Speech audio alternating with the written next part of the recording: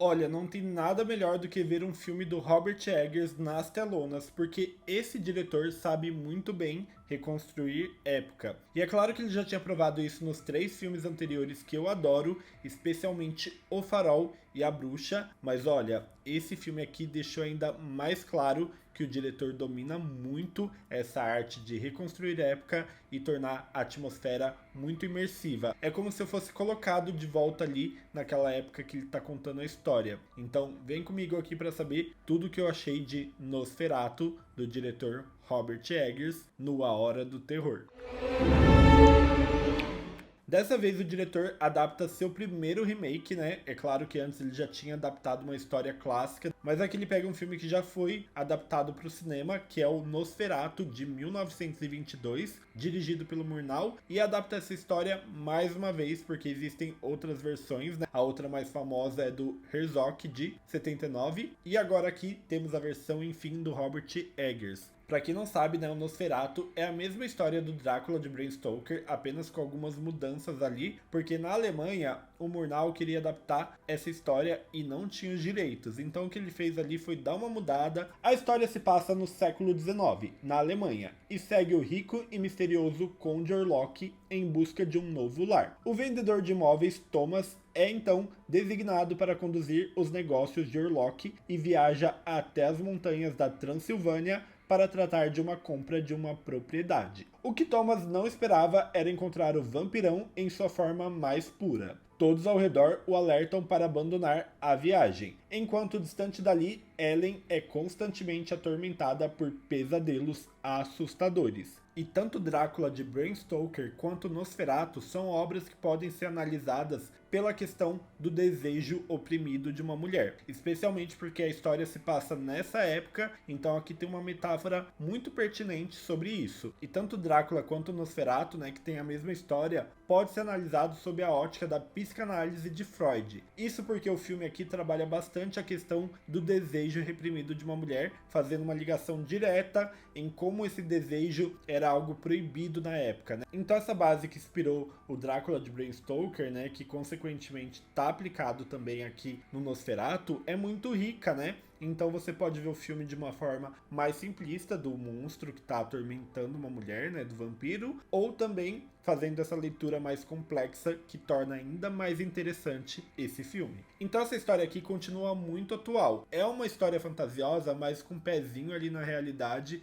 então eu acho isso muito interessante também. E apesar do diretor criar sua própria versão, que tem muitas mudanças, né, ele faz uma homenagem direta ao clássico, então você vê que ele respeita muito do clássico, embora ele traga uma visão própria também. Bom, aqui, embora o elenco seja grandioso, há um desequilíbrio, né, entre eles. Nem todos estão impecáveis, como nos outros filmes do Eggers, que a maioria do elenco estava em sintonia. Aqui eu sinto que o Nicholas Hoult tá ótimo, o Bill Skarsgård que tá impressionante e irreconhecível como Nosferatu, e também a Lily Rose Depp, que tá maravilhosa. Porém, até o William Dafoe, que é sempre surpreendente, aqui tá bem eficiente, né? Mas nada extraordinário, como a gente viu em O Farol, por exemplo, e até o Homem do Norte. Então isso me deixou com um pouquinho de gosto amargo por ver um elenco tão grandioso, né, não tão brilhando como a gente costumava ver. E até o ator Aaron Taylor Johnson, que tava ótimo no filme Animais Noturnos, aqui tá bem apagado, então ficou uma sensação de o que aconteceu na direção, né? O Eggers sempre me surpreendeu, inclusive na direção de elenco, e aqui parece que ele se perde um pouco, porque se a gente parar pra pensar, é a segunda vez que ele trabalha com um elenco maior. Ele teve o Homem do Norte, que já era um elenco relativamente grande, mas em O Farol ele tinha que lidar apenas com 2 personagens, né? E em A Bruxa tinha assim mais personagens, mas não eram tantos, porque ele focava bastante na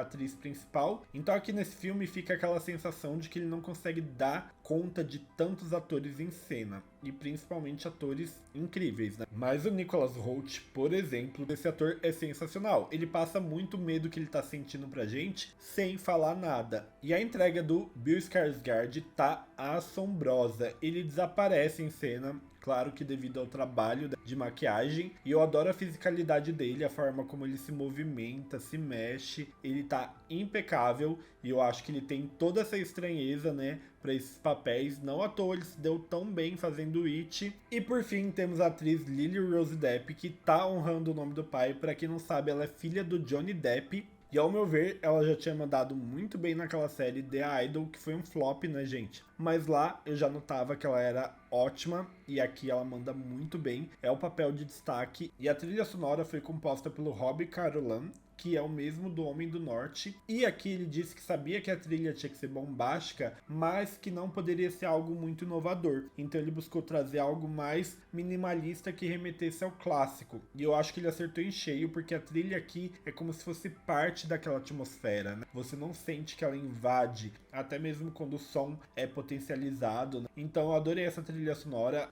figurino. As atuações nem todas estão ali no mesmo tom, né? Tem uns melhores que outros, mas eu acho que ele construiu muito bem esse universo, dando background maior, né? Colocando as histórias que já eram exploradas no clássico, mas aqui com muito mais contexto. Então eu acho que isso deixou a história ainda mais rica, né? E eu sei que vai gerar aí controvérsias com o visual do Conjure Lock, que tá bem mais realista nesse filme, e tem um elemento usado nele que não vai agradar todo mundo. Sempre vai ter alguém amando um filme ou odiando. Eu gostei bastante. Quero saber aí o que vocês acharam. Se você ainda não me segue, não deixa de se inscrever aqui no canal, dá um joinha que me ajuda muito e comenta se gostou do filme tanto quanto eu. Espero que tenha gostado desse vídeo de hoje e a gente se vê em um próximo A Hora do Terror.